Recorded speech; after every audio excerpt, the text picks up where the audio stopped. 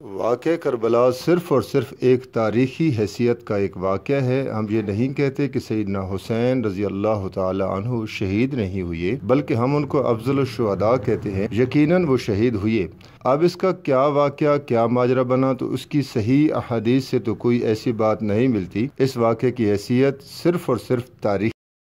پھر المیہ یہ ہے کہ اس واقعے پر عجیب عجیب افسانے اور واقعات گھڑے گئے لوگوں کو رولانے کے لیے اور اپنی جیب بھرنے کے لیے، تو سنجیدہ طبقہ عوام الناس میں سے اس سے گریز کرتا ہے۔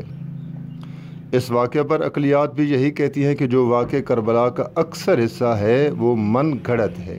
مثلا کہتے ہیں کہ 72 تن شہید ہوئے، ایک امام زین العابدین بچ گئے جو بیمار تھے اور خیمے میں تھے، اور اہل بیت ازواج تو ویسے بھی باپردہ تھے۔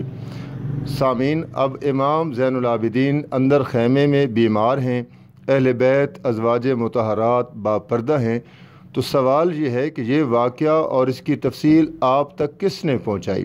72 تن شہید ہو گئے، کیا وہ اٹھ کر بولے کہ ہمارے ساتھ یہ ظلم ہوا، یہ ظلم ہوا؟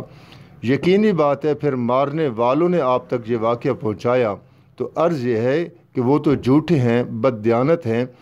تو یہ واقعہ بہت زیادہ تراشا گیا، عقلیات بھی یہی کہتی ہیں، اور اس پر جو روایات من گھڑت ہیں ان سے بھی یہی ہے کہ اس واقعے میں کوئی صداقت ایسی نہیں ہے جو ہمیں سنائی جاتی ہے، بیان کی جاتی ہے۔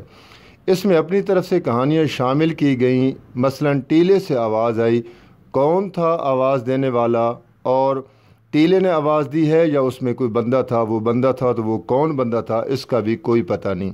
کہتے ہیں حضرت حسین رضی اللہ تعالیٰ عنہ کو 5 نوکوں والے نیزے سے مارا گیا، شہید کیا گیا۔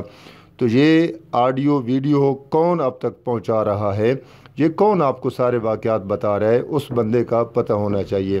تو سامعین، یہ سب افسانے ہیں۔ اتنی بات ضرور ہے کہ شہادت ہوئی ہے۔